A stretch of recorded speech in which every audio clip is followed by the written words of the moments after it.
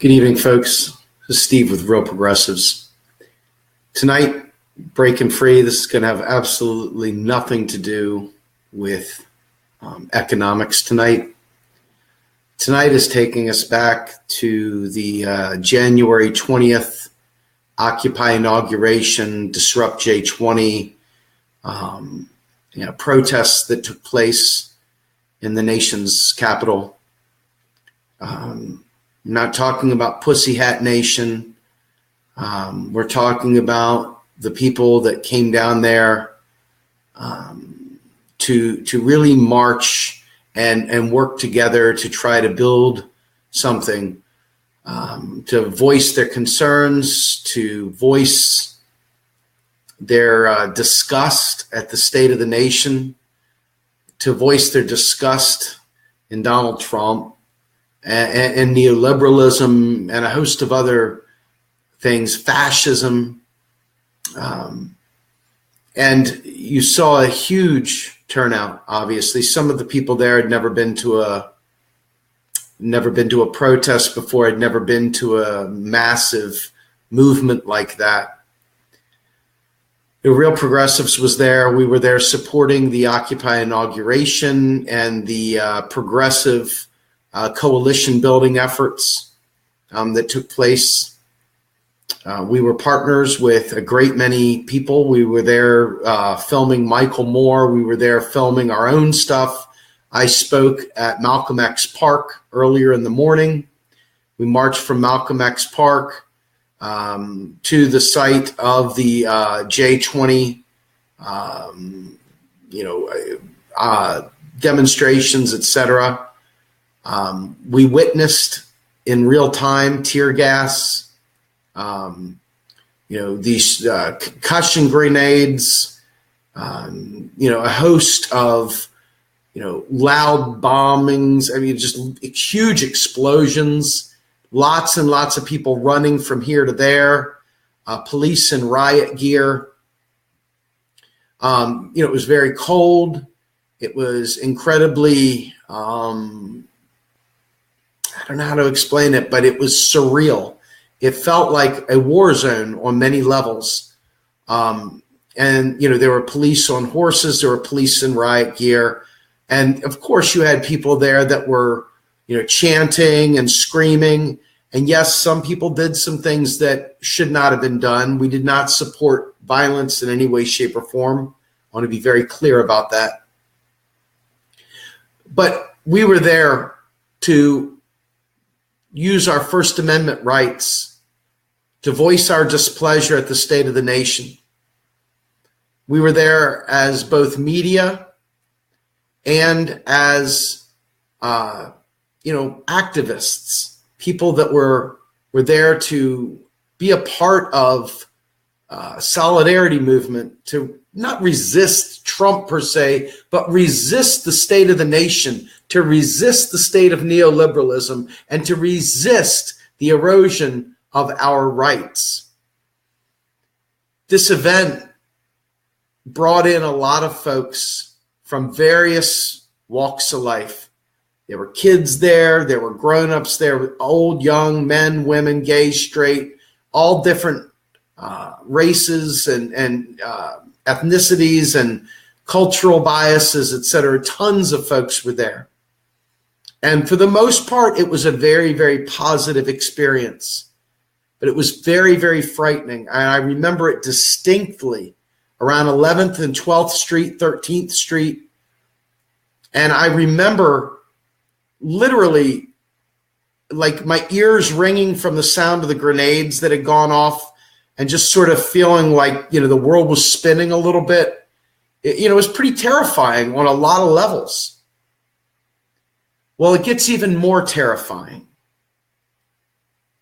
Now what we have is a situation where dragnets and kettling and a host of mass arrests of protesters through guilt by association could face tens of years in prison for felonies. Tons of people just simply for being there, for being a part of expressing their displeasure. have been arrested. Folks, they are chasing after IP addresses. I know they were shut down because of massive outrage, but they are chasing after people that liked the page, Disrupt J20. They have gone after Facebook. They've gone after Twitter. They've gone after websites looking to see who has collaborated and corroborated and, in any way, shape, or form conspired. And you think to yourself, wow, what does this do to us as human beings, as citizens, as concerned individuals who barely have the right to vote as it stands? The voting system is completely FUBAR. There's no confidence in the elections. The opportunity to express one's displeasure by taking to the streets, by going to town halls, by going wherever. These are things now that we have to be very, very careful, because what happens, and I saw this in Philadelphia as well, you have people that come to instigate, infiltrators, if you will. They come in there, they stir up trouble, and they allow you to get swept up and allow you to be smeared and just ruined, your life ruined, your entire life ruined.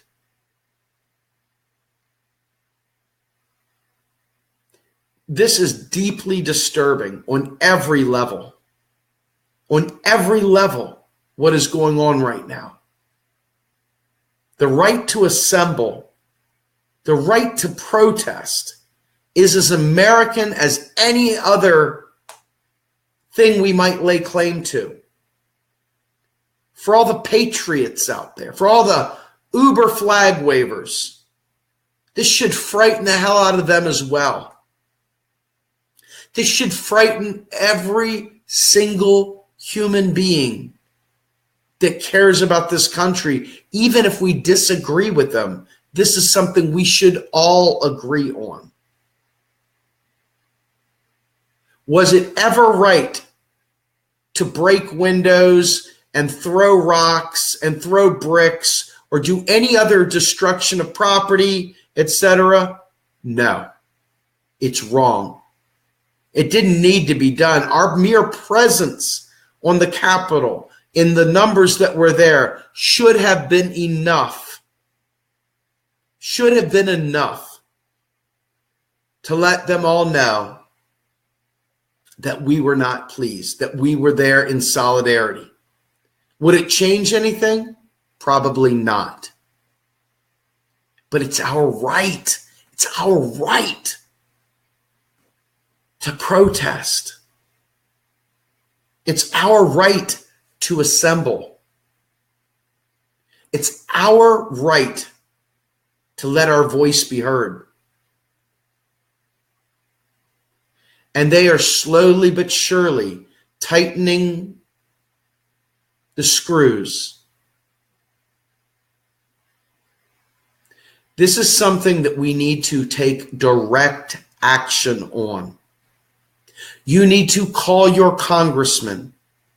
You need to call your senator. You need to contact your local papers and your local media.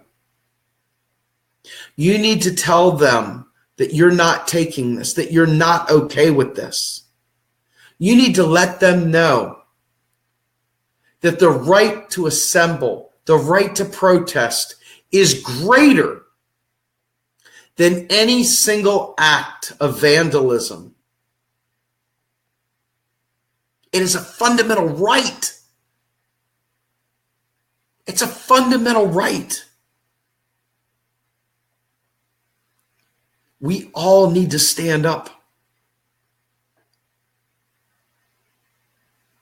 It won't make a bit of difference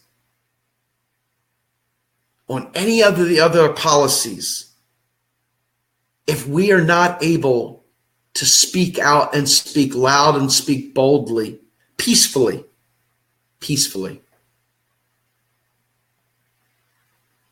They're sweeping people. in these raids, in these kettlings.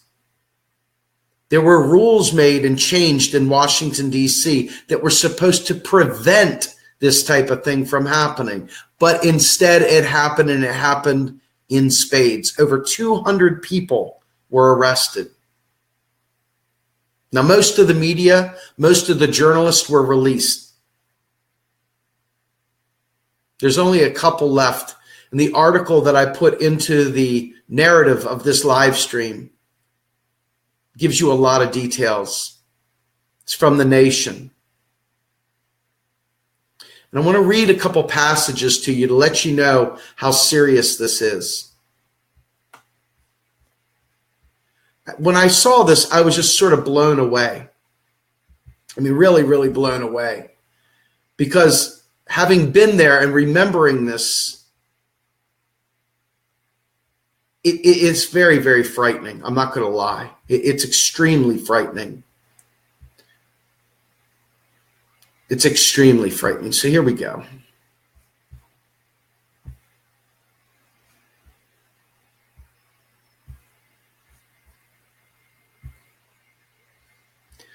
So late next month, the first mass trial will be held for some of the roughly 200 people facing years or even decades in prison after being arrested during the anti-capitalist, anti-fascist protest that took place on the day of Donald Trump's inauguration. The J20 cases, as they are known, offer a glimpse at the treatment of dissent in this country.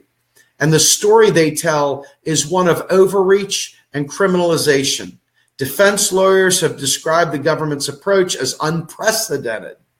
Its indictments as littered with fatal, irremediable defects.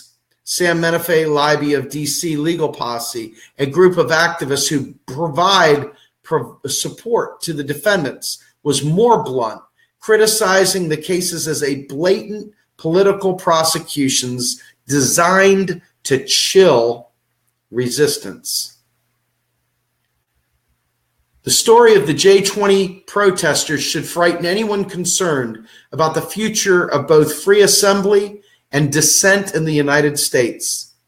The charges, which include felony rioting, inciting or urging others to riot, conspiracy to riot, and property destruction, all stem from the same mass arrest during which police indiscriminately swept up protesters, journalists, and legal observers. What makes the charges all the more troubling is that prosecutors then failed to allege that the bulk of the defendants did anything specifically unlawful. Rather, merely being at the protest was a crime. A case in point, the prosecution charged all of the defendants at one point, numbering 214, with breaking the same windows. Prosecutors, of course, know that 200 people cannot break the same windows, but the logic of the case dictates that the defendant's mere presence at a protest during which property damage occurred makes them guilty. That, to me, is terrifying. Not terrifying because I'm scared, although certainly is frightening on a personal level, because this is an activity and action that I choose to be a part of. I'm not violent, so that's not something I have to concern myself with. However, I do have to concern myself with the fact that people, when they do go to events, are oftentimes very, very upset. They're very, very troubled by whatever it is that they're out there protesting. It is a little bit of buyer beware when we go to these things. You have to accept and know that there are risks. So there's no question you go into it with eyes wide open. You should also go completely prepared for anything that's thrown your way, from tear gas masks to some basic, chemicals to keep your eyes clean in case you get tear gas in them. You should be able to make sure that you are packed with food in case there's an urgent need for you to eat, water to make sure you're hydrated, and a host of other things. I'm sure there's a bunch of kits out there to make sure that you're safe during these events. But that should be about the beginning and the ending of it. You should not have to worry about being caught up in a raid, caught up in a sweep, because you're doing your constitutionally protected right to protest. It's extremely important that we as progressives, we as American citizens, we as human beings push back. We stand in the gap, and that we take this to our representatives and force their hand. Go to the media, tell about this, tell how horrible this is and how chilling the behavior is. Very, very good people were caught up in that sweep. Very, very good people. I'm sure there were some people in there that probably should have been arrested, because if you're hurting people, if you're damaging property, that is not okay. Period. It's just not. But that's not the point, is it? The guilt by association, that's the point. That's the chill. I think we can all agree that if we go and do something risky, that we want to make sure our friends with us are not being the idiot, that guy that does something really stupid, because it puts it on everybody, right? So to that degree, I will say, yes, do not do violence. It gives the enemy a chance to say that we are the bad guys. It gives them the opportunity, the daylight to say, see, they're bad. But that does not excuse guilt by association for wearing a black shirt, or for wearing a bandana, or for wearing a mask, or for wearing anything. If you did not commit a crime, you should not have to worry. And you should be able to go out there and speak your mind and let your government know that it is failing you.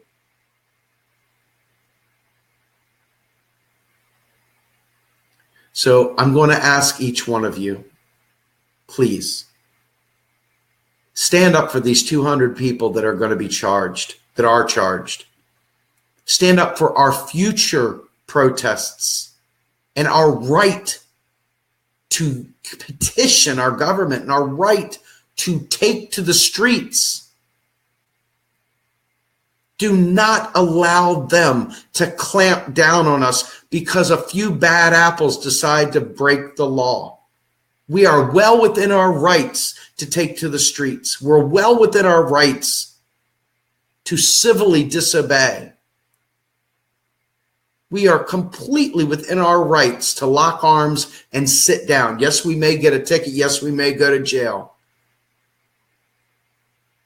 But we have a right to peaceful protest and peaceful direct action. We have a right to free speech. Even when it's distasteful. And this is something that progressives need to get their arms and their brains wrapped around. You start clamping down on one person's speech, no matter how distasteful it is, it comes back to bite all of us. You don't have to trust me. All you have to do is look at what's happened to the people that were swept up in these arrests.